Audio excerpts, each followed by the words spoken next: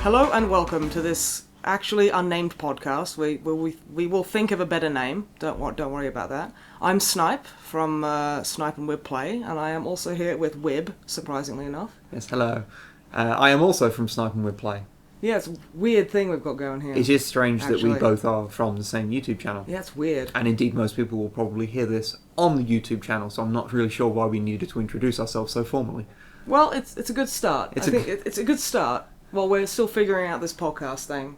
Yeah, we haven't got a name for this thing yet, but we wanted to do a podcast for a while, so we figured we'd give it a go. Hopefully it doesn't suck. We're sorry if it does. Yeah, sorry if it does. Yeah, this is the pilot episode. Yes. So we're still feeling our way and establishing a format. So, yeah. Started off with, what have you been playing lately? What have I been playing lately? Yes. Well, lately I have... I've been playing more Binding of Isaac because that's apparently just all I do with my life right now. Okay, that's fine. So I recently got Real Platinum God. Okay, quit bragging. Which is not as hard as it used to be. I don't know much about I'm no good at that kind of game at all. I just can't focus on anything remotely bullet helly. Yeah, well, the best way to put it is that originally, the way you got Real Platinum God in the base version of the game, Rebirth, okay. In Rebirth was that you had to 100% the game. You had to unlock absolutely everything, do every challenge, beat every character with everything, which is quite difficult. No, speaking as someone who can barely play the game, I am in awe of you and your uber leapness. Whatever it is that people say. Whatever the kids say now. Whatever's down and happening with the kids. Whatever the kids are with right now. Yes. But now that Afterbirth came out, which came out in like September, was it? Or October? It was the latter part of last year, I know that much. But when that came out, it meant that there's lots of characters you don't have that have been unlocked. Well, I say loads. There's 2 characters that you don't have to beat the game with now to get Real Platinum God. You just have to do all the old content, which is made a little bit easier by some of the stuff added. Because they added, like, if memory serves, they added a few new power-ups. A bit, like, I think they improved synergies. Yeah, so the game's as well. Yeah, so that kind of stuff can become a little easier, and especially the real sticking point for trying to get Real Platinum God before was you had to play with the Lost, and that's the guy who you take one hit, you die. Yeah, you take one hit, he's dead. So he's really hard to play the game as. If you complete some stuff in Afterbirth, then you unlock a permanent upgrade for him that he starts with called the Mantle, which means you can take an extra hit, which makes playing the Lost actually astronomically easier because suddenly. Well, I can imagine. Yeah, you can take a hit per room basically because it recharges each room. So it's nowhere near as hard as it used to be, but it's still quite difficult to get. Well, yeah, but you've still got to not get hit more than once, which is no easy task. But so I got that, and I've still been, and after that I've been trying to beat things with one of the new characters that was added in Afterbirth, Keeper, who has he has basically 2. He's got like 1 full heart, so he can be hit twice. But it's separated into 2 coins, and if you pick up a coin, that's how he gets hearts, because hearts don't give him coins. Oh, so hearts don't give him health. Okay, so his health is money. Yeah. Okay. But you can only ever have 2, unless you get an upgrade later on, but I haven't got that. But his base weapon is like a 3-firing thing that's really slow, so he's actually, I find him significantly harder to play than as the Lost. And I managed to beat the Lamb with him once. And I've been desperately trying to do the light path where you beat Blue Baby. I've been trying to do that one for like the last couple of weeks, and I just can't get fucking anywhere. And that's sort of what dominates my life right now. Apart from playing, getting towards the end of Fallout 4. How are you finding Fallout 4? Does it live up to the hype? For me, yes, but then I didn't like Fallout 3, so I know that's a somewhat contentious. You're not allowed to say that. No.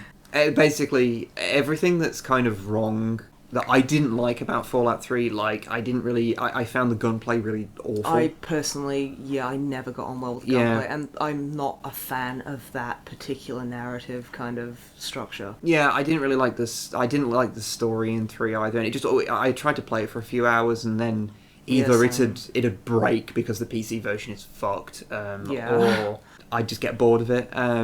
So I was kind of surprised I actually ended up really quite liking Fallout 4. It's by no means a perfect game, and it's still got a lot of problems that Bethesda games have. Well, it's a Bethesda game. They are notorious for being janky. But I've quite enjoyed it. I'm towards the end game now.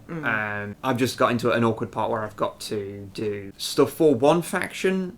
Like, not to give spoilers if anyone's not got that far or haven't played it yet. I've got to do, like, favours for one faction, and in order to progress their storyline, I've got to do the opposing faction's quests, which actively involve fucking with the first faction. Okay. To get them to the right point, and it just feels really counterintuitive. So it's not just, like, say there's, for argument's sake, like 3 factions or 4 factions. Let's just... Yeah, and there's like 4 factions. Yeah, so say there's like 4, I don't know, I've only played like the first like hour or so of it, which I did... It didn't quite hook me, I'm going to be honest. I mean, I like the fact that you don't have a silent protagonist. That's a personal pet hate of mine. I hate silent protagonists. I think they are really lame. Unfortunately, him not being silent does mean there's nowhere near as many dialogue options. Yeah, which is a shame. That's the trade-off. Yeah. But, like, you know, and the fact that the intro was quite snappy. You say, okay, here's the lay of the land. Fucking, there's a nuke dropping. It's like, okay, fine. I can appreciate how some people might not like that, especially fans of the Fallout series already. You know, they'll be like, this is really lame. Like, it's that thing where it's like, I like it way more than any other Fallout game I've played. But however, you're not a Fallout fan. I'm not a Fallout fan, so... That's the problem with Fallout 4 that I've kind of perceived, is that, like... You know, because, like, when it came out, everything was Fallout 4. Pornhub's traffic just dropped the day it came out. Personally, I think that's fucking hilarious. That is a true thing, by the way. Yes, that's a legit thing. The only thing that can stop porn is Fallout 4. And then, like, you know, it's the whole thing. When a new game comes out, like, that's very anticipated, you usually get a lot of people just going, this is the best thing ever, you know, like, they can't help it because they're excitement. I mean, we're all guilty of it. Yeah. You're so excited to have a new game that is part of a franchise you love, and so all you can do is sing its praises. And then, like, a month or two after is when the problems start surfacing. Yeah. Or, you know, a lot of critics will voice them and people will be like, boo, down with critics, this is the best game. And then, like, a month later they'll be like, well, actually, yeah, they're right, but I'm really angry about it still. So, yeah, like, I've heard a lot of people kind of going, actually, it wasn't as good as I thought it was. I'm not saying it's bad. Yeah. I mean, I liked it, like, a lot more, but like I say, it still didn't really get its hooks into me. Yeah, that's fair enough. Because I'm just not, like, as much as, I like open world games, but it was still, like, very jarring of, like, I need to look for my baby, and then, like, 20 minutes in, you're like, I have a baby? Whatever. It's probably fine. The funny thing is when that does kind of get resolved, you're like, oh. And then the game just keeps going. And you're like, oh, alright. Cool. Okay, now what? Do I keep playing with my little houses in my town? Pretty much. Is that all you do? I quite like building the towns. There's something awfully engaging about that really, really kind of janky, broken system that they've got that feels like a mod, but I don't know, it's kind of engaging. Feels like a mod? Yeah, you know how, like, when a mod is put into a game, and it's like a good mod, but just you can tell that the way, like, say, the UI is built, or just how clumsy it is, like how janky the whole thing is. Like, it doesn't really... It feels like if the real people who made the game had have made it, this would have been amazing. Yeah, and so that's how it feels. Yeah, and you just put up with the fact it's a bit janky, because it's a mod. That's kind of how the town building feels. Oh. But it's still engaging, so you put up with it. But yeah, it could have been a lot better. But unfortunately, I don't quite have the reverence for Bethesda that a lot of people do, so I just chalk it up to Bethesda being kind of bad at their job. But as I say, I still enjoyed it, no matter what complaints I might have. That's cool. What have you been playing? What have I been playing? playing? What have you been playing? I got bought The Witcher 3. And I've always wanted to get into that game. We did do a little video on it ages ago. Oh, it's over a year ago now. Yeah, I think we did the first quite Witcher, a while ago. I don't remember how it came into our possession, But yeah, and we played a bit. I And believe we may have bought it from Steam. Okay, yeah. But that's the thing. It's like with like modern day gaming and stuff, like Humble Bundles and how everything on Steam has points of being ridiculously cheap. Yeah. Well, almost everything. You forget where you get Yeah, games. that is very true. So yeah, and like I think you played it, and it was very hard to get into. I'm near the end of the game now. Of The Witcher 1. Of The Witcher 1, Yeah. yeah. Because I want to play the second and third one as well. The first one is... I honestly feel the first hour or so of The Witcher is really quite poor. It doesn't, in my opinion, doesn't do very good to engage you as someone who's there for the story or gameplay. It's got a weird combat system that took me a good bit to get used to, because what you've got to do is you have 3 styles. You have like fast, strong, and group. And you've got to figure out the enemy you're facing. You have to figure out what counters that. So if they're quite an agile kind of guy, then you pick fast style.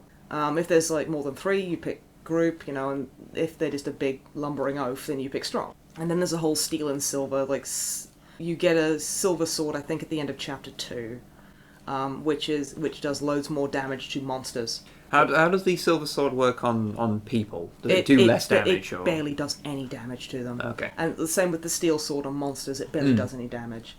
I just wondered, because I was thinking, like, well, I understand why a steel sword wouldn't do much damage to a monster, because, you know, they are a monster at the end of the day, and, like, silver's got magical properties in that kind of setting. Yeah. But I didn't know if, like, well, strictly speaking, if you stab someone, like, a person, it doesn't matter what it's made of. Surely it's just going to stab them. But, you know. Yeah, but silver, it doesn't do next to any damage to people. So, and what you've got to do is you've got to figure out, okay, which sword do I use? Like, human, monster. And then you've got to pick a style. And then you click and don't do anything, and you wait until your little cursor, because it's a sword, lights up, and then you click again. That's how you fight. I mean, I does am it actually? oversimplifying, but... Yeah, does it kind of elaborate on that much throughout the rest of the game? Because I remember, because that was when playing it, you know, for the video a while back. I remember getting into that system and it being like, okay, this is interesting. I would not have made a video game like this, but, you know, it's not the worst or anything. That's the thing, it's like, I find it quite comfortable now that I've played through it. I mean, it didn't take me super long to get used to it. It's just that you're used to, like, I will spam left click and just keep slashing. Yeah. That is absolutely not what you do.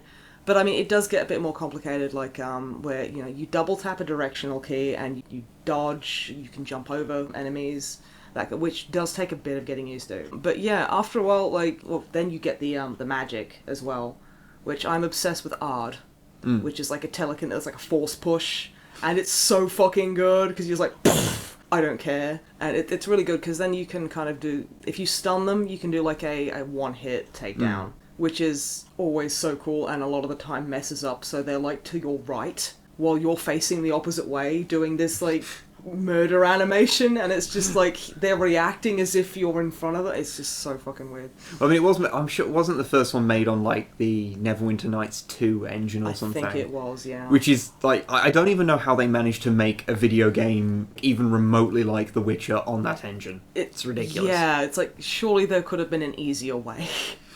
But yeah, I'm at chapter 5 now. I've not long started that. I'm not gonna... should I get into spoilers? Because it's like a really old game now. I don't know. On your conscience be it. Okay, we'll be discussing spoilers, I guess. Yeah, like, the first, like, couple of hours is very overwhelming. Yeah. Because you've got this combat system that takes you a bit to understand what it is you're even doing. You've got, you start off in Kaer Morhen, which is the home of the witches, and there's like an attack happening. Yeah. So, and you're just like, everything is fucking, there's fighting everywhere, there's a big bug, there's magic being thrown around, I don't know what the fuck is happening here. I do remember the big bug. The big bug. The big bug sticks in my head. The Frightener. That's what Frightener, that's what it's referred to as. And then you're like, oh, you have to run around and mop up these guys, and you have to kill the Salamander, which is the name of the antagonistic group. And they steal, because witches are mutants. They need consumptions of mutagen. They're very alchemy based, so like there's a lot of messing around with potions as well, which is a bit of a pain. I'm going to be fighting enemies that throw acid at you, so you need to drink a potion that makes you resistant to acid. Is this all stuff you have to do before the fight? Yeah, you can only do that at, like, bonfires, or or in inns. So basically the game kind of necessitates that you have some degree of, like, clairvoyance to know what's going to happen. Yeah, basically. I I mean, can see why. I've heard people complain about that, of that being one of the issues of the game. yeah, it's like, while the alchemy does add, like, a level of, you're like, I'm gonna go kill this fucking big-ass monster, I'm gonna need this, and which is fine, provided you have the monster entry in your bestiary. Now, this is one of my biggest complaints about The Witcher. You'll go into a town, and there'll be like a notice board saying, I need 5 Devourers' asses, whatever. If you don't, like, have an entry for that monster, if you haven't read a book about that monster, you can't do that quest. Well, you can go and kill as many as you want, but then you won't know what item is which. So it's like, say, like, you're playing, like World of Warcraft, and you get a quest to go and collect, like, 5 bear asses, but unless you've got the book telling you how to do it, you don't know what part of the bear is the arse. Yeah, basically. So you can't remove it and take it back. Yeah, that's my biggest frustration with it, because it's like... I can see why that would be an issue for you. Yeah, because it's like, I was wandering through, you go to a town called Vizima, which you spend quite a bit of time there, and it was like, oh, I need some Gravier's teeth, or whatever. Those are referred to as skinnable items. There are some monsters you can go after, and if you don't have a bestiary entry, you can take the skinnable items. But for the most part, you need to have read the book, and only occasionally can you just go and do a mini quest. Like, there's one in, I think it's chapter 3, where you give an old lady something to eat, and she gives you a book on, like, vampires and stuff. So then you can skin them. But these books are fucking, like, 400 Oren each, and that's like a quest worth of money. Okay, so they're not inexpensive. No, and and there are like variables in prices. Like, I did go and buy one that was like 800, which cleaned me out, and I was just like, fuck. But and I got like 300 Oren for the fucking thing. I was like, I'll collect like fucking, I don't know, 5 vampire butts, and I did after I bought this expensive book, and it was like, I've just spent 1,000 fucking Oren on this book. Here's your butts. And he's like, thanks, here's 200 Oren. And I'm like, you motherfucker. Do you have any idea what I've given for this quest? But now you're an expert at farming, like, vampire butts. So, you know, the reward is itself, yeah, you know? But I mean, like, that's the thing. It's like, you have to go get skinnable items to give to NPCs to complete quests. But the skinnable items are also used in alchemy. Like, and they're all, like, colour-coded. I haven't quite figured it out. But every alchemical ingredient, like, say you get, like, I don't know, there's, like, these really weird, like, can't remember the name, but I'm pretty sure it's Polish for bloodsucker, and they're, like, upright, huge leeches that just spew acid on you. Yeah. They're nightmare creatures. Eldritch horrors straight from the Cosmic Abyss. Absolutely, yeah. And, like, oh, you need, like, several of their acid, or whatever. And that has, like, a red element and, like, a blue, for argument's sake. I don't remember. And you need those to create certain things. So what you do is, if you want to create an alchemical mix, you go to an inn, or, you know, you pay, like, some money, and you kneel at the fire and meditate. That's also how you have to level up, which I'll get to in a moment. And what you do is you mix health potions. You can mix, like cat was my favourite, because you could see in the dark, instead of carrying around a torch. Yeah. So that was quite good, and other things like that. I mean, I crafted like 5, like, detect invisible potions, because it's like, I have not encountered anything that's invisible, so I want to fucking make sure that when I do, those things are not a problem, because that's fucking scary. Maybe there has been invisible things around you the whole time, you just can't see them. Okay, don't do that.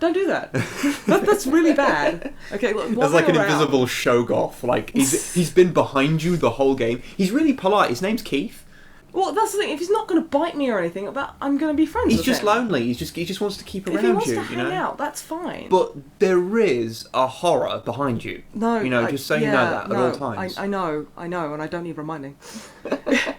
But yeah, so I've got a stockpile of, if something is invisible, you can fucking see it, because I am dreading that one, because I haven't heard anything about it. I haven't read any bestiary entry about something that can turn invisible, so Invisible, I'm waiting. See Invisible is probably the swimming from Deus Ex. You know, you can do it, but why would you? But just in case, it's there, so I'm happy. So you need to craft that. I mean, I'm quite fond of White Rafford's elixir or potion, which is immediately recovers health. Yeah. Whereas you get like, I think it's Tawny Owl or Swallow that you drink it and it increases your vitality regeneration. But the thing with alchemy is that you have a toxicity meter.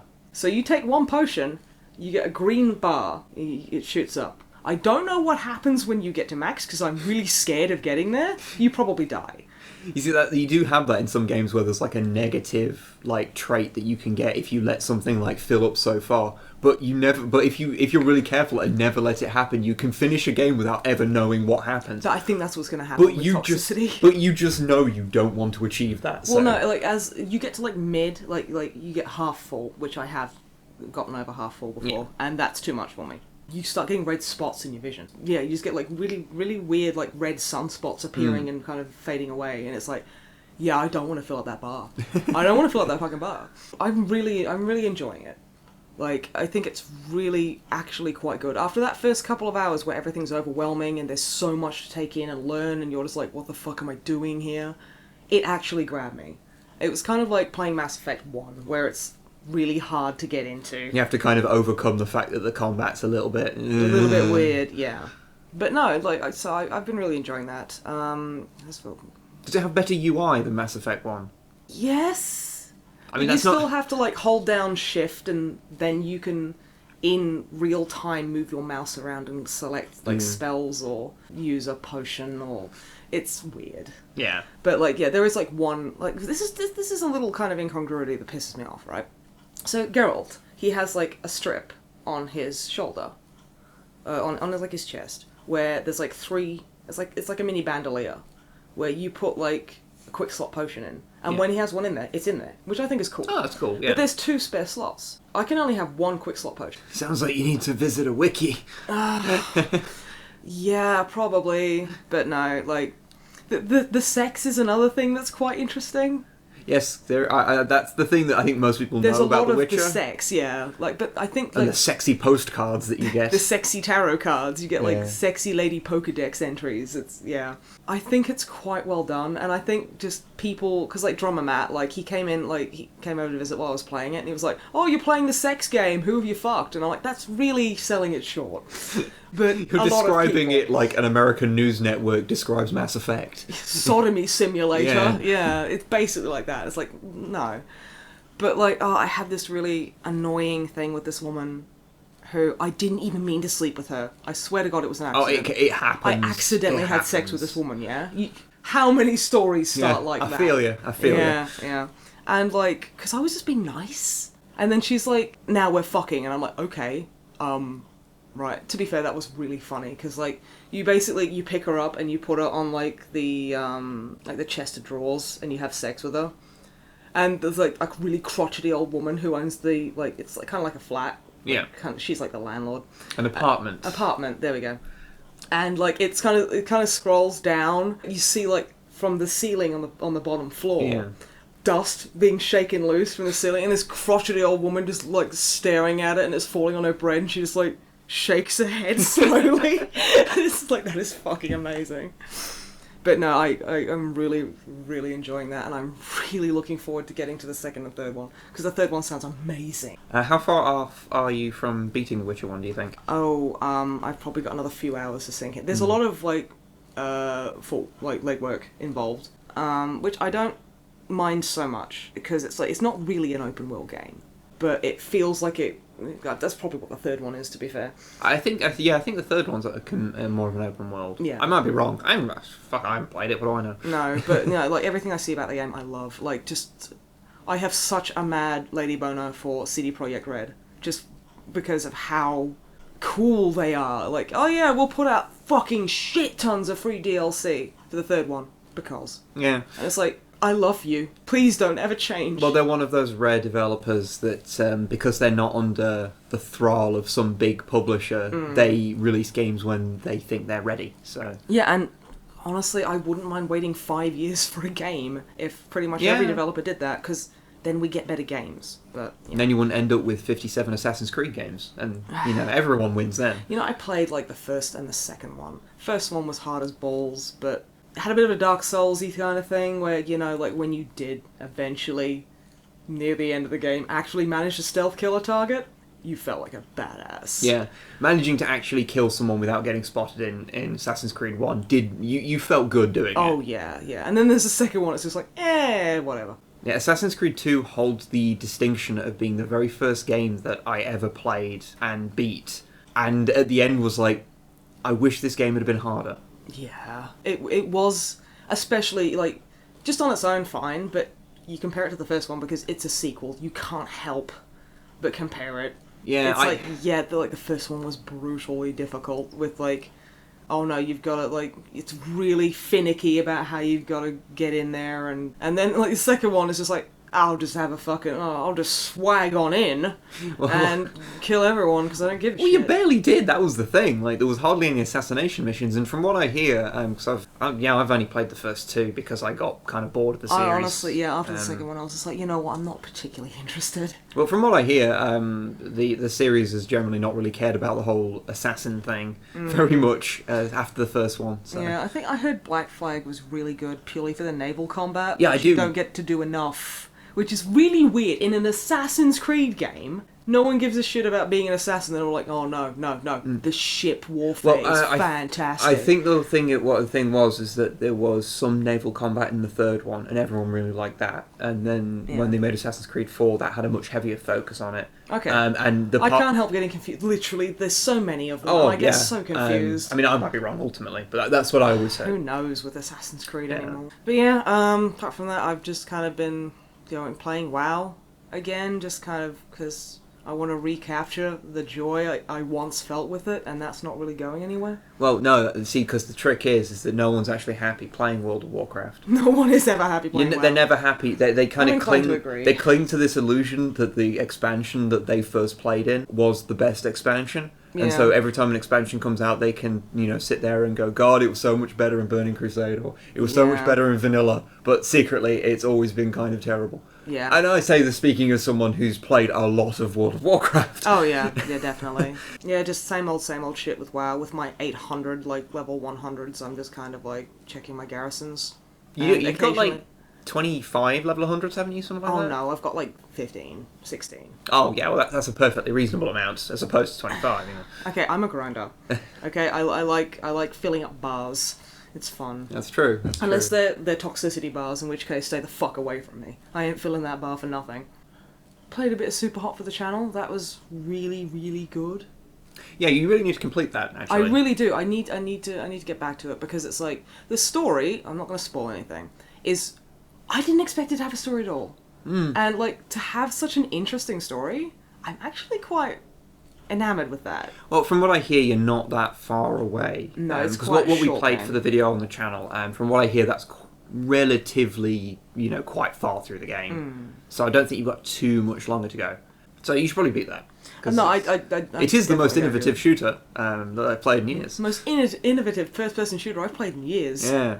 But yes, there's that. Oh, also, because by the time this is heard by human ears, the Jazzpunk playthrough will have started going I completed live. Jazzpunk. That's another one. Which is a game I've literally been trying to get you to play for about a year and a half for the channel. Yeah, literally. But it's okay. I think the way you describe it in the first part is... I think I describe it as it's like a first-person putt-putt game with the sense of humour of the movie Airplane. Yeah, that's I think that's the way I describe it. That's pretty much... Yeah, and that's pretty bang on as a description. Because it's just I think the biggest problem with it, and it's actually a problem with trying to let's play it as we found, is that there is so much happening all the time because there's a joke every minute or so, and there's so much speech, and there's quite a hefty narrative. It does mean that you end up not really having that much to say because there's so much being blared at you all the time. Yeah, it's definitely there's next to no gameplay really. Yeah, it's just walk around. It's a borderline walking simulator. I hate really. that term, but what else are you going to call it? Yeah. But yeah.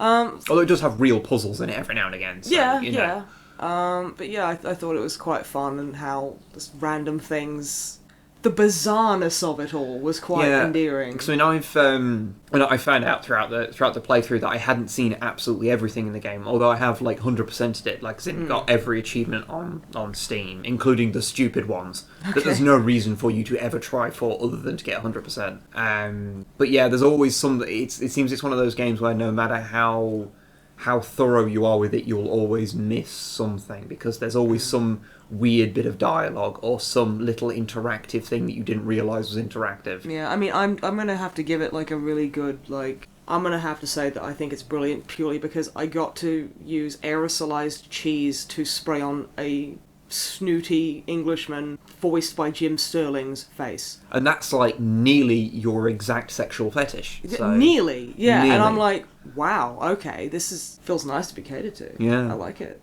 So yeah, I've got to give it I've got to give it that. It's pretty astounding for just that alone. That and the weird Fruit Ninja thing with Jim Sterling again. Yeah. Which is just like, I mean, I think he's cool. So yeah, I'm going to enjoy bits with that. That and I enjoy spraying aerosolized cheese into people's faces because it's one of my kinks. But yeah, so that'll be going up throughout March. Yeah. I guess that'll be our Saturday videos for. Yeah, I'd say so. For all of March, I guess. Yeah. So yeah, there's that. Is there anything else that we've played? Not that I can think of off the top of my head. I mean, I'm always kind of dicking about on Banished because that's a great relaxation. Yeah. Which is, oh my god, I've dumped so many fucking hours into that game. Well, you've like modded Banished to the point that it's like this barely recognisable thing, like mechanically. Well, no, I can still like it still does just like spin out of fucking control and everyone's dead in like 10 minutes. But it's harder to get to that point. Yeah. So, yeah, because, yeah, I'm not doing it for achievements, because, like, you know, with the amount of mods I'm running, achievements are disabled anyway. Yeah.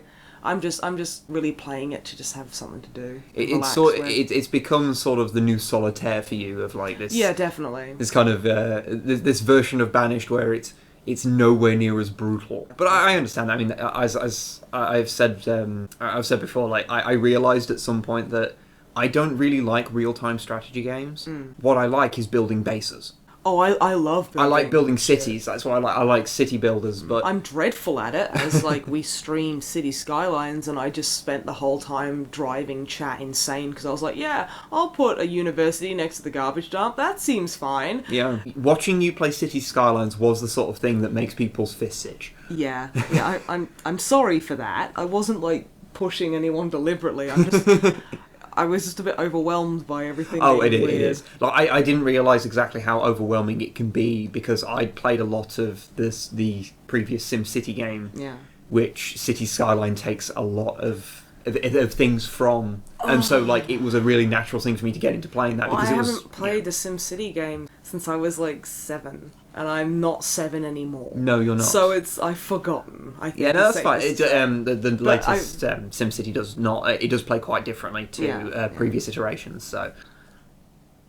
So, Far Cry Primal came out recently. It did indeed. And I am a massive fan of Far Cry 3. Yes. For those who don't know, and honestly, I scream it from the rooftops like pretty much every full moon, so I don't know how you wouldn't know, but whatever. At least everyone in our town knows about it. Well, yeah, and that's almost enough. So yeah, Far Cry Primal's come out. I haven't played it. Well, we fucking can't. Well, we can't. Because it only runs on machines that are hewn from the raw fabric of the universe. And even then, there's been a lot of performance issues. But Far Cry launch day, never good. No. But yeah, and like, I was quite interested in Primal. Because... Well, obviously, I'm a massive fan of the third one. I thought 4 was alright. Honestly, it was okay. Blood Dragon was great. Yeah, Blood Dragon's the only one of is the only Far Cry game I've actually beaten. Yeah, it's good. It turns out if you take a series that I have a passing interest in, all you have to do is make it neon pink, and then suddenly I'll beat the whole thing. Yeah, or you just put in Michael Bain in there, and suddenly it's the best thing ever, because he's amazing, quite frankly. I've seen a couple of reviews, a couple of first impressions videos about it, and I was initially very positive about Far Cry Primal. I was like, it's a really interesting idea. It's a really interesting idea. It's like, no, this is actually like, wow, okay. I mean, it's the same fucking formula, of course, but it's a Far Cry game. Right, it's a game that comes out of the bowels of Ubisoft. They are literally afraid of innovation. Well, yeah.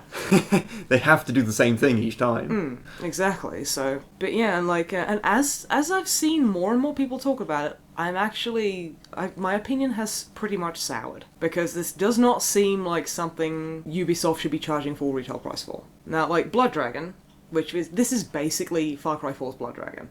Yeah. But with none of the outrageous, over-the-top, daft-ass humour. It's just, yeah. They're even using the same fucking map from Far Cry 4 in Primal, and I think that is completely unforgivable. That offends me at a very personal level. You have to be a really good game to get away with that kind of shit. Yeah. Like, Yeah, because definitely. Saints Row 4 kind of got away with it because Saints Row 4 was quite fun to play. So Yeah, you that's kind of the let thing. the whole fact it's Steelport again kind of slide. Yeah, I mean, it didn't wow me before it came out with like, oh yeah, it's basically Steelport, but you can fly, and I was like, okay, fine. Yeah, alright. That's the thing, I can't say for definite with Primal because I haven't played it. But yeah, it doesn't look like it's actually that great. Apart from, but performance issues aside, it's more of the same.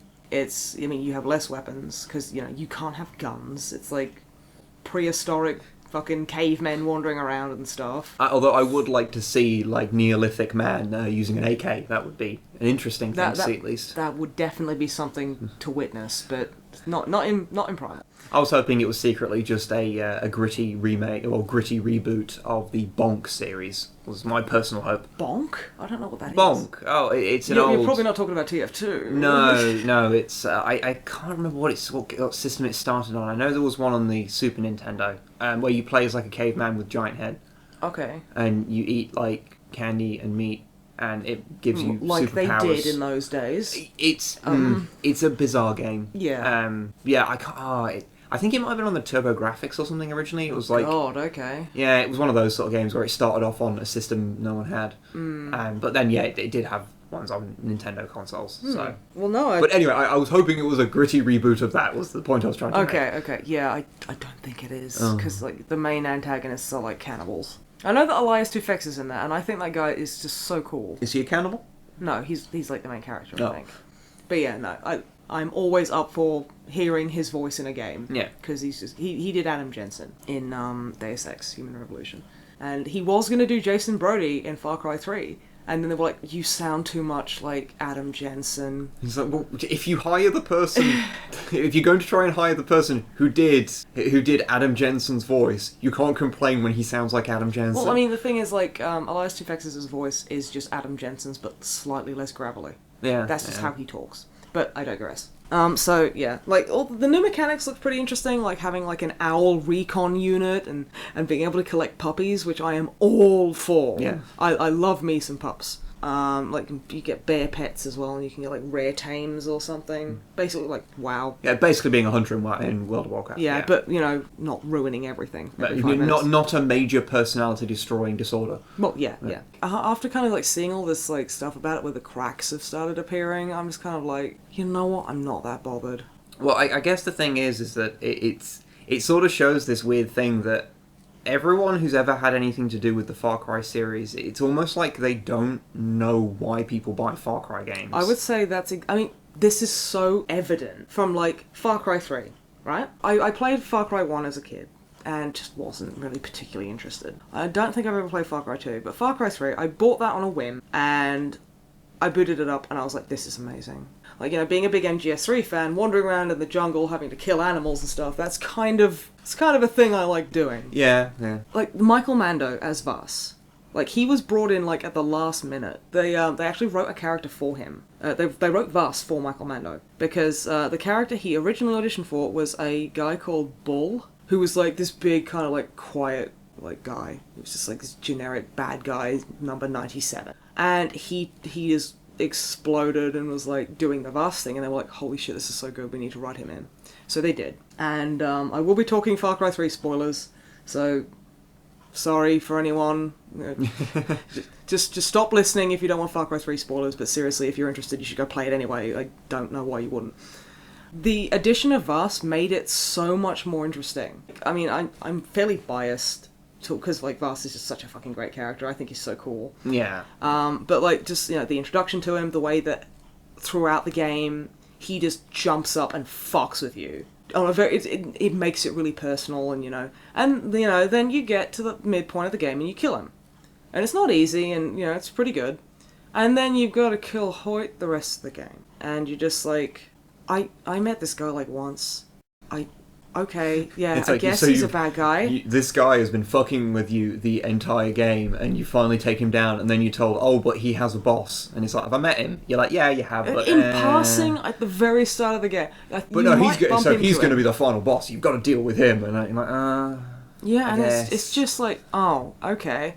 Everyone loved Vass. Like, I remember seeing, like, there was an E3 video that they showed of, like, the definition of insanity speech.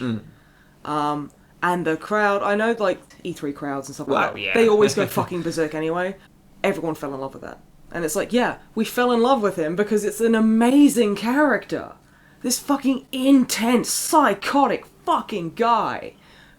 You go out in the forest, you can feel him fucking with you. He's like this oppressive force. It's brilliant. He's so, like, unpredictable, yet so charismatic, yet so genuinely frightening.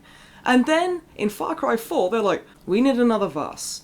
So what we'll do is have Pagan Min, and we'll do, like, he'll have, like, some of the kind of psychotic outbursts, and then he just isn't there. And then he's nearly got a mohawk, he's nearly Vass. I mean, yeah, and, like, the first thing I saw of it was, like, where, you meet Pagan Min after you come off the bus, and he kills some guy, and he goes fucking berserk because he got blood on his shoes, and then takes a selfie with you. Yeah. And it's like... Okay, yeah, it's like the moment I saw that, I was like, you are really trying to have another Vass here. Well, I think that's the thing. It does not work. Like Pagan Min, it's like there's a couple of lines he says to you which are actually like laugh out loud funny. But as he just doesn't pull it off. He just can't. He just doesn't have that same appeal. Well, I think that's the thing of, like, no matter how well written and how well performed the character might be, it's very clearly a very cynical attempt to create a new Vass. Yeah. And so the cold, cynical version is never going to match up to the original thing. Exactly. I mean, it's not just with, antagonist as well, because Pagan Min was your antagonist throughout, even though he was barely ever fucking there. Like the really trippy kind of things in Far Cry 3, because there's like the whole Alice in Wonderland thing, like falling down the rabbit hole, and like I think Citra, she blows like some like drug dust in your face, and you go on this really wacky adventure, and there's one where you're kind of walking along this rope bridge at the bottom of the ocean, and it's really, really visually interesting. The kind of trippy, wow. The trippy moments in Far Cry 3 were real highlights of it. Oh, they were fantastic. I mean, I didn't play the whole game or anything, but what I played and what I've seen of it, it's those were the parts that made me want to play more. Yeah, definitely, definitely. Like, like you get the trippy moments. I mean, I think the first one is when you have to go get mushrooms for this crazy doctor guy, Dr. Earnhardt, and you basically fall face first into these hallucinogenic mushrooms, and it's really cool. It's a little bit spooky, but it's really cool, and you're like, this came out of fucking nowhere. This is awesome. Oh my god. That coupled with the whole, the theme is insanity.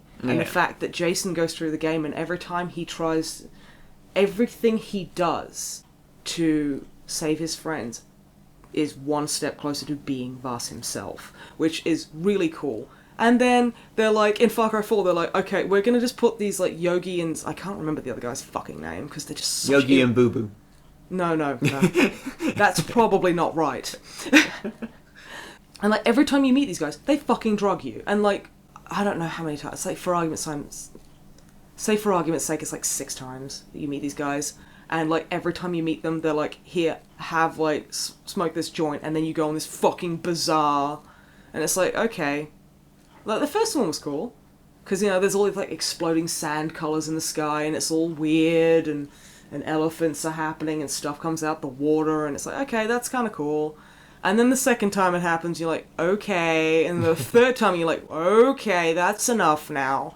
Well, I remember watching you play a lot of those missions. Like, I think you did like most of their sort of quest chain, as it were. Like, you did a lot of those in like the same day, and I was watching you play at the time. Yeah. And like by like the third encounter of them, you're like, you just shoot these people. Yeah, there's no reason. Like the third or fourth time this happens that RJ just wouldn't fucking kill them.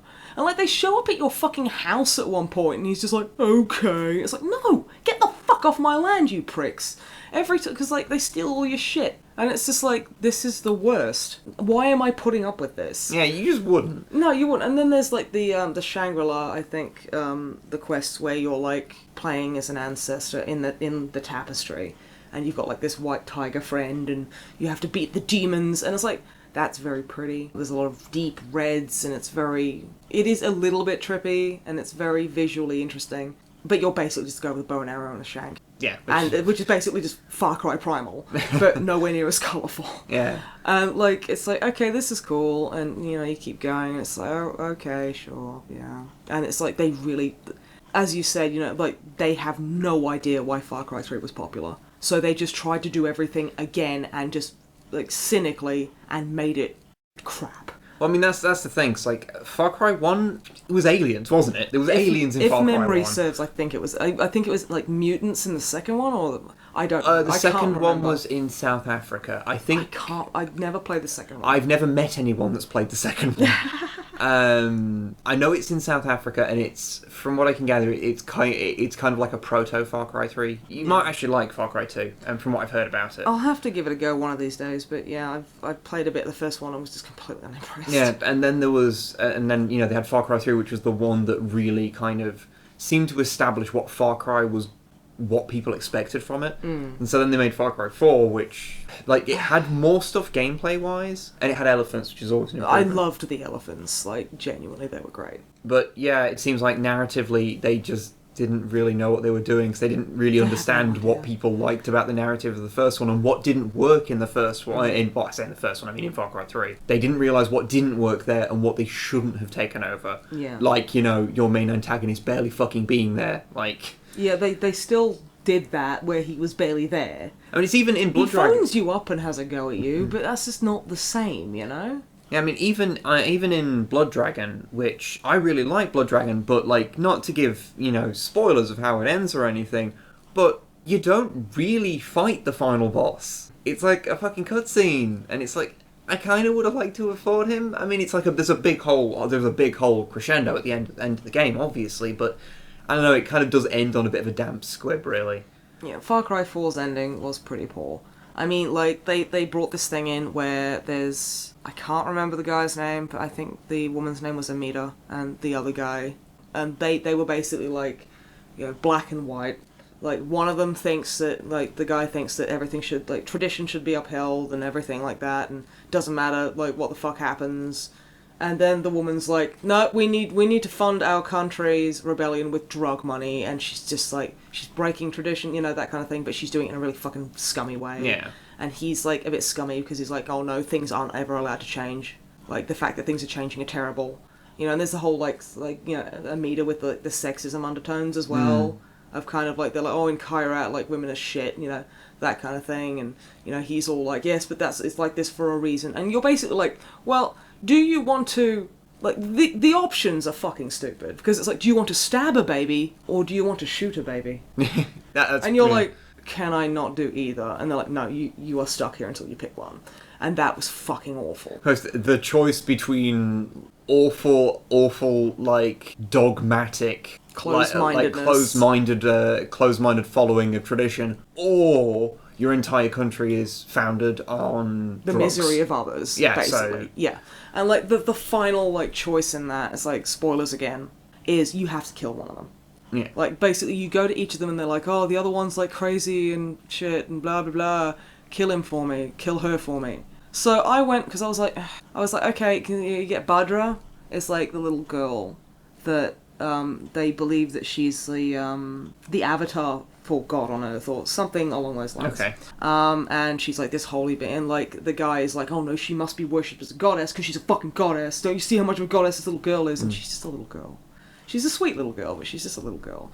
And like Amita's like, they're gonna fucking marry her to like a middle-aged guy, and I'm like, yeah, I'm not okay with that. So I killed the guy, and then like she comes out and she's like, cheers, I guess. Fucking whatever, woohoo, drug money. And then, because it bugged, I didn't get, like, the proper finishing for the story. So you did what, like, the final cutscene didn't play? Final cutscene didn't play, no. But it was basically, like, I turned my quest in, she was like, yeah, cheers, whatever, bye. And then, like, there should be, like, a thing where, like, it's the, oh no moment, where you talk to her and then it's, like, something really bad. Because I watched, like, watched the ending on YouTube, because it fucking wouldn't play. If the game's not going to play it for you, the game wouldn't then... fucking give it to me, so I had to fucking find it on YouTube. And I can't... It's something like, oh yeah, and by the way, you know, we're gonna murder all the men, or I can't... It's something where you're just like, oh no, I made the wrong choice. And then I watched what happens if you side with the guy, and basically you get married to this little girl. And it's like, wow, okay. So it's literally, do you want to stab a baby or shoot a baby? And it's just like... No ending is good. But ending is good, but it felt like such a fucking cop-out, because it's like, you have to do the, it's like... It's all a twist where it ends and you fucked up, and it's like, okay, why didn't RJ ever just go, you know what, fuck the pair of you? Because they bully you, they boss you around, they tell you what the fuck to do, and it's like, look, walk away. Fucking walk away from the fucking, like, look, rebel group. They're obviously a bunch of weirdo dickheads. Yes, they might be rebelling against a tyrannical dictator, but there is no good guy here. Yeah, everyone you're dealing with is a dickhead. Yeah, everyone you're dealing with is a complete fucking moron, apart from Badra, because she's cool. But yeah, and it's just like, I mean, Far Cry 3's endings were way better, in my opinion. I mean, I think there should have been a bit more variation in that, but like, I remember a lot of people being disappointed with the staying on the island ending. Spoilers again. Because if you stay on the island, because Jason is broken at the end of that game, he's fucked. He is completely wrecked. So you go, okay, I'll stay on the island because there's no way I can return to civilization. The fucking things I've done. You'll try and, like, skin, like, all the local cats to have pouches so that you can, I don't know, store your money in or whatever. Yeah, they're starting to charge for plastic bags, so he's got to go around skinning dogs and cats just so he doesn't 5 pence beat. For a bag? Yeah. Well, you might as well just skin the local tabbies, you know? Yeah, exactly, you know. That's literally how Jason's mind works at the end of the game. Yeah. So what you do is you kill your friends, and then you fuck Citra, and then she fucking stabs you, and she's like, oh yeah, our baby will be like the best thing ever. And it's like, that's not how conception works. No. But okay, for the sake of a story, I'm going to suspend my disbelief. And then you die. Yeah. You basically just die. Or you go back and, like, I think Dennis is like, because he's in love with Citra. He's like, how dare you, like, all the things we've done for you, all the things Citra's done for you. And I think he goes for you, and Citra's like, no, he has to father my baby, maybe, I guess. And then she gets killed, and I'm just like, that's the best ending for me, because I hate Citra, she's such a cunt. But yeah, and then you leave, and like, you just see a boat go away, and you're like, okay. But that's still way more fucking satisfying than Far Cry 4's, and I didn't think what Primal is gonna be like. You're literally like, you're gonna get to the end of the game, and you're gonna, like, I don't know, stab a cannibal, and sit down and eat a giant turkey leg. No, it just sits. What it does is it pans out, and your character just slowly and poignantly breaks wind for like an unbroken 20 seconds. That should have been the ending to Far Cry 4. I'm just saying, that would have, like, if they'd have both stared at you and it would have zoomed out and just a big would have happened. Yeah. That would have been so much more satisfying as an ending. This is what you can expect from this podcast, Fart Jokes. Yes, we are very top shelf here. We We hope you're enjoying your amazingly highbrow entertainment. And we also spent like 20 minutes talking about a game we haven't played. Yeah. But, well, no, talking about Far Cry 3 as well. Yeah. But yeah, I will have to play Far Cry Primal, because being a Far Cry fan, I'm kind of honour bound to do so. Oh, well, it's like how I know that because my favourite game of all time is Final Fantasy VII, that at some point I am going to have in my hands every single iteration of Final Fantasy XIII. What you mean, like I am with Metal Gear Solid? Yeah, and that just breaks me inside, because I don't want to play Final Fantasy XIII. I don't want to actually spend time with those things, but I know I'm going to have to at some point. I've put it off for years, but it's going to happen. It's coming. It's going to happen. The darkness will rise. Hell, there's a fucking like sale on Square Enix games right now, and like, I'm looking at Final Fantasy XIII, and I'm like, Don't you do it. I'm like, I kind of want to buy that. Don't and I'm like, you do it. I'm like, why do I want to buy that? This is the worst. Because you're a masochist, that's why. I don't want to play a hallway simulator with cardboard characters with really weird hair. So I played Lightning Returns demo, and I spent the entire time furious, because it's just the fucking worst. Like, that is not, like, exclusive to you, because I played it and I was so fucking angry the whole time, because it was so bad. I was like, what am I fucking playing? Even if I ignore the fact that it's linked with the Final Fantasy franchise, as just a standalone game, that sucked.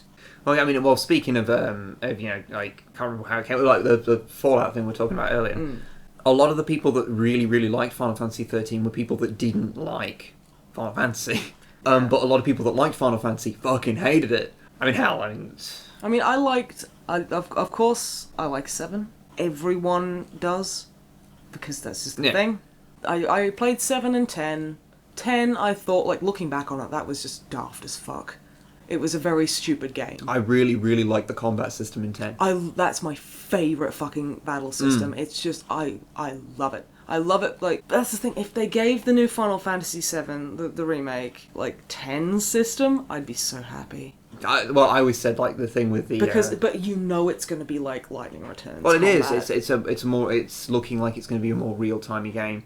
I mean, that's sort of the deal breaker for me, because... No, this is what really fucking pisses me off, right? Okay, so you are remaking Final Fantasy VII with fucking Final Fantasy 13, like the latest Final Fantasy fucking combat system. You are remaking this for people who played Final Fantasy VII at the time and loved it. Those people hate 13. They hate that combat system. Yeah. They hate everything about latest Final Fantasies because they are the cynical, corporate, mutilated husks of what people used to love. Pretty much. And they're fucking cramming them together. It's like, don't fucking do that. No, it's like, okay. My friend Josh was like, well, what do you want? You just want the same experience? Go play Final Fantasy VII. While that is a very valid point, fuck you, I want a really pretty, exactly the same Final Fantasy VII. I am irrational about it. It's just, it's like modern day Square, I don't trust them to tie their shoes without adding fucking spikes and gadgets. I mean, to play a little bit of devil's advocate with it, because, of course, being my favourite game of all time, I'm going to be utterly irrational about any change they make. I'm the one who's being irrational here, though.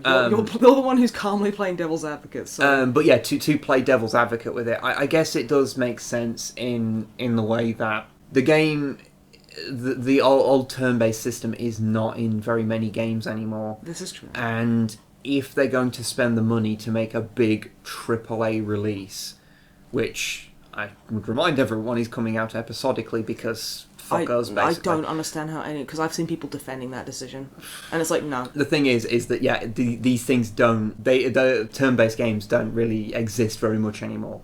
I mean, they do come out, and people loved Undertale and Bravely Default. People really like that as well, which is a very classic style JRPG. People are like, for a big AAA game, they don't exist. Turn-based games don't really. I think XCOM's probably like one of the only ones that's come out recently that's like a big budget game. Yeah, but you could also say that it's just the games industry's short-sighted stupidity.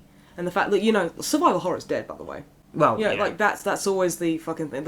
So they just stop making them, and they're self-fulfilling prophecy. It's like, put in the old battle system, put in 10's battle system. Yeah, sure, tweak things, improve things, but beware that you are fucking with something that so many people, it's such a big part of their formative years, that Final Fantasy VII, the gameplay, the story, everything about it, like, you have to be so fucking careful. Of course they don't care. They're a big fucking company, they don't give a shit, they want money. Well, yeah, and I think that's... why why are they doing it now? Well, for the longest time they would release, little bits of the start of there was that with the PS3. They released a little demo of the train and areas in the slums, and they were like, oh yeah, well that doesn't mean we're making a big fancy Final Fantasy VII remake. We're not doing that. Not until we have the hardware available to do it. And now they're doing it, and it's like, I can't trust you, Squeenix. So we've played the Final Fantasies you've made post 7. We know what you're like. We know what you think a good Final Fantasy is. Very much like Ubisoft, where they don't know why their games were loved. So they're just throwing fucking everything they can in there and just getting confused and complaining that something doesn't sell 10 billion copies.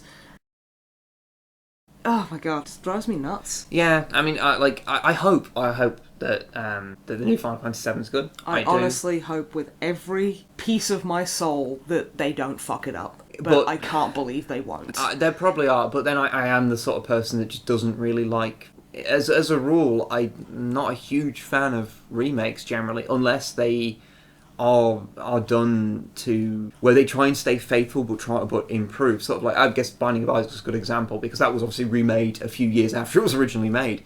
but I can't really... I can't understand how if there is anyone who likes the original Binding of Isaac more than Rebirth. Because it's kind of... I don't want to say objectively a better game, but it is like... I can understand if you don't like the art style as much, but like mechanically it's far superior, and it runs at 60. Runs at 60 frames a second, which the original didn't. And so I like... It's a much easier game to get into, and it means that you're not it's not restricted by the technology, which it was before because it was a Flash game. So it was really restricted as to what it could actually do. And I understand remakes like that, but like for the most part, provided you can still run it on a reasonably modern machine. You can still buy Final Fantasy VII on Steam. Yeah, and that's the thing. You can buy that, and it's like it's very much a product of its time. Like, there's lots of stuff in Final Fantasy VII that will not translate. I mean, I know they said they're not changing it, but there's bits in the war market that I'm like, that's going to come across as, really uncomfortable. There's probably going to be a bit of controversy about some of the stuff there, because unless they handle it really, really carefully... I mean, hell, there's that part where it kind of insinuates that you may possibly get sodomized in your sleep. Yeah. By a bunch of very burly guys with moustaches. Now, because it's so basic in the original, you can kind of laugh it off, but I can't help but feel if that's photorealistic, that's going to be fucking horrifying. That's going to be nightmarish and come across as really fucking tone deaf as well. Yeah, really. But I mean, it's that thing, it's. I mean, that's the thing. We can't say a thing. I mean, I don't trust Square Enix as far as I could kick them at all with anything. So I'm being very cynical and very kind of like, I don't think I'm just going to ignore this, and then it'll come out maybe in 5 years and it'll be shit, and everyone will be like, why did you ruin Final Fantasy? Maybe that'll happen, maybe it won't. Although I don't think it'll be good, but I hope it will be, because Final Fantasy VII is so well loved and they don't get why. So that's worrying. Yeah. Well, I think we did okay for our very first pilot for our unnamed podcast. Yeah, hopefully we'll have a name for it by the time this is uploaded. Yes. Hope so. Hopefully. Unlikely, but hopefully. If you have any suggestions or critique, we are very open to it. Just let us know. Because we literally don't know what we're doing right now. Well, that's true of many times. We don't ever know what we're doing. That's true of our entire YouTube career, is not really knowing what we're doing and just kind of rolling with it. Well, yeah. I've been Snipe, and he's been Wib. If you want to get in contact with us, you can get in touch with us on Twitter as Snipe and Wib Play, and we're on Twitch as Snipe and Wib. I think just Snipe and Wib. Yeah, we're on Facebook as well. Facebook as Snipe and Wib Play, on YouTube as Snipe and Wib Play. Yeah. And that's pretty much it, I think. On Patreon as Snipe and Wib as well. Yeah. Thank you very much for listening. We did a podcast. And we'll see you tomorrow. Mwah. And we're sorry. We're sorry. Mwah.